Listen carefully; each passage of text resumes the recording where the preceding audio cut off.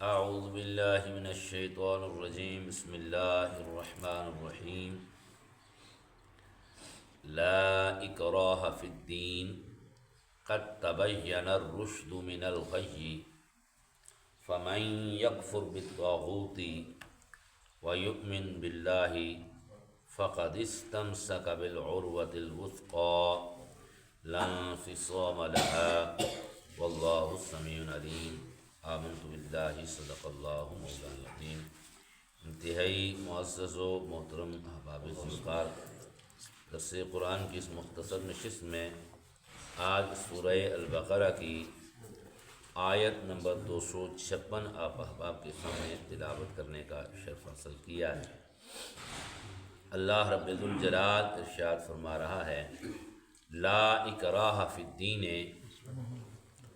کچھ زبردستی نہیں دین میں، قد تبین الرشد من الغی، بے شک خوب جدا ہو گئی ہے الرشد من الغی، نیک راہ گمراہی سے، فمن یکفر بالطاغوت، تو جو شیطان کو نہ مانے، ویؤمن باللہ، اور اللہ پر ایمان لائے، فقد استمسک بالعروۃ الوثقی، اس نے بڑی محکم گرہ تھامی، لا انفصام لها، جسے کبھی کھلنا نہیں، واللہ السمیع العلیم، اور اللہ سنتا جانتا ہے۔ کنز الایمان۔ لا اکراہ فی الدین، دین میں کوئی زبردستی نہیں، قد تبین الرشد من الغی، بے شک ہدایت کی راہ گمراہی سے خوب جدا ہو گئی ہے، فمن یکفر بالطاغوت، تو جو شیطان کو نہ مانے، ویؤمن باللہ، اور اللہ پر ایمان لائے، فقد استمسک بالعروۃ الوثقی، اس نے بڑا مضبوط سہارا تھام لیا، لا انفصام لها، جس سہارے کو کبھی کھلنا نہیں ہے، واللہ السمیع العلیم، اور اللہ سننے والا جاننے والا ہے۔ کنز العرفان۔ اس آیت مبارکہ کا خلاصہ یہ ہے کہ فرمایا گیا جو شیطان کا انکار کرے اور اللہ تعالیٰ پر ایمان لائے تو اس نے بڑا مضبوط سہارا تھام لیا، اور یہ ایسا سہارا ہے جو ٹوٹنے والا نہیں، الا یہ کہ بندہ خود ہی اسے چھوڑ دے۔ لا اکراہ فی الدین، یہ جو آیت ہے اس سے معلوم ہونے والے احکام جو ہے وہ سماعت فرما لیں۔ نمبر 1،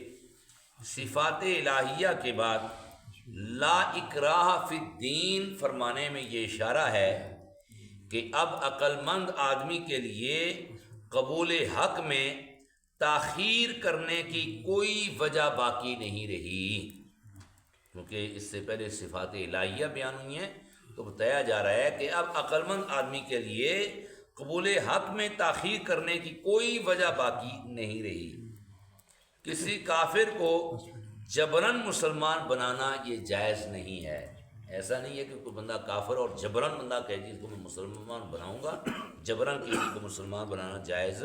نہیں، مگر مسلمان کو، ایک بندہ مسلمان ہے، اب مسلمان کو جبراً مسلمان رکھنا ضروری ہے، کیونکہ یہ دین اسلام کی توہین ہے کہ ایک مسلمان ہو کر پھر مرتد ہو جائے، اسلام سے نکل جائے، تو یہ کس کی؟ اسلام کی توہین ہے، اور دوسروں کے لیے بغاوت کا راستہ ہے جسے بند کرنا ضروری ہے۔ لہذا کسی مسلمان کو جو مسلمان ہے اسے مرتد ہونے کی اجازت نہیں ہے، اور اگر کوئی مسلمان خدا نخواستہ اس کے نصیب میں بدبختی لکھی ہوئی ہے اور وہ اسلام لانے کے بعد وہ مرتد ہو گیا ہے، اسلام سے نکل گیا، ارتداد کر دیا ہے، تو اب جو ہے اسے مرتد رہنے کی اجازت نہیں ہے، اس کو اسلام کی طرف لایا جائے گا اور جبراً لایا جائے گا۔ اگر وہ اسلام کی طرف نہیں آئے گا تو پھر اسے شریعت کہتی ہے کہ اس بندے کو قتل کر دیا جائے، اسے قتل کرنے کا حکم ہے۔ اللہ تعالیٰ نے یہ جو حکم ہے یہ سابقہ امتوں میں بھی اللہ نے اس حکم کو جاری رکھا کہ اللہ تعالیٰ نے بنی اسرائیل کے مرتدین سے فرمایا تھا فَاقْتُلُوا أَنفُسَكُمْ، اپنے آپ کو قتل کے لیے پیش کر دو. تم نے حق کے راستے کو چھوڑ دیا ہے، تو لہذا جو مسلمان اسلام کو چھوڑ کر مرتد ہو جائے تو اب شریعت یہ کہتی ہے کہ اس کو جو ہے دعوت دی جائے گی کہ پلٹ آ. اگر وہ پلٹ نہ آئے تو مرتد کا حکم یہ ہے کہ اسے قتل کر دیا جائے. لیکن یہ بات یاد رکھ لیں کہ یہ جہاں اسلامی قانون ہو تو وہاں شریعت کا نفاذ جو ہے وہ اسلامی احکامات کے مطابق ہوگا. تو اب یہاں پر چونکہ ہم جس ملک میں رہتے ہیں یہ اسلامی جمہوریہ پاکستان ہے،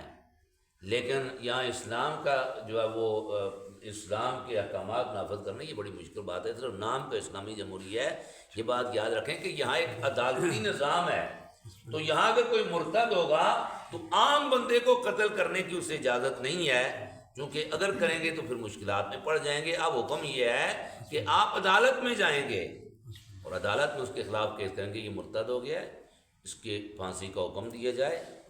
سن کر دلائل تو عدالت فیصلہ کرے گی. ایسا نہیں ہے کہ ہر بندہ جو ہے وہ قاضی بن کے فیصلے کرنے لگ جائے. اسلام میں بھی فیصلہ قاضی کیا کرتا ہے جہاں شرعی نفاذ ہو. نمبر 2، اس آیت مبارکہ سے یہ معلوم ہوا کہ اس آیت میں کفر کا لفظ جو ہے یہ لغوی معنی میں ہے، یعنی انکار کرنا. اس سے معلوم ہوا کہ ایمان کے لیے ضروری ہے کہ کافر پہلے اپنے کفر سے توبہ کرے اور بیزار ہو اور اس کے بعد ایمان لانا صحیح ہوتا ہے. اگر کوئی مرتد ہو جائے اور وہ بھی صرف کلمہ پڑھ لینے یا مسلمانوں والا کوئی دوسرا کام کر لینے سے مسلمان نہ ہوگا جب تک وہ اپنے ارتداد سے توبہ نہ کر لے. ایک بندہ مرتد ہو گیا ہے اور اب وہ صرف کلمہ پڑھ لے تو وہ جو ہے مسلمان نہ ہوگا جب تک جو اس نے ارتداد کیا ہے، جس کام سے وہ مرتد ہو گیا ہے، جو کام کر کے اس سے اللہ کے حضور سچے دل سے توبہ نہ کر لے. نمبر 3، اس آیت سے معلوم ہوا کہ اس آیت میں طاغوت سے بچنے کا جو فرمایا گیا ہے، فَمَن يَكْفُرْ بِالطَّاغُوتِ، جو طاغوت کو نہ مانے، یعنی طاغوت شیطان کو کہتے ہیں، تو طاغوت سے بچنے کا جو فرمایا گیا ہے اس سے معلوم ہوا کہ اسلام پر مضبوطی سے وہی قائم رہ سکتا ہے جو بے دینوں کی صحبت سے دور رہے، ان کی الفت سے دور رہے، ان کی کتابیں پڑھنے سے دور رہے، ان کے وعظ سننے سے دور رہے، اور جو اپنے ایمان کی رسی پر خود ہی چھریاں چلائے گا اس کی رسی کا کٹنے سے بچنا مشکل ہے. اس لیے جو بے دین لوگ ہیں، گمراہ لوگ ہیں، ان کی کتابیں پڑھنے سے بچنا چاہیے، ان کی صحبت میں بیٹھنے سے بچنا چاہیے، ان کی محبت دل میں نہیں رکھنی چاہیے، اور ان کا واعظ و نصیحت، کوئی بے دین بندہ واعظ و نصیحت کر رہا ہے تو اس کا واعظ و نصیحت جو ہے اس کو سننے سے بھی بچنا یہ ضروری ہے. کیونکہ صحبت سالے ترا سالے کند، صحبت تالے ترا تالے کند، نیک لوگوں کی صحبت بندے کو نیک کر دیتی ہے اور برے لوگوں کی صحبت بندے کو برا کر دیتی ہے. اس لیے نیک لوگوں کی صحبت اختیار کرنی چاہیے. اللہ ہمیں عمل کی توفیق عطا فرمائے. ما توفیق الا باللہ.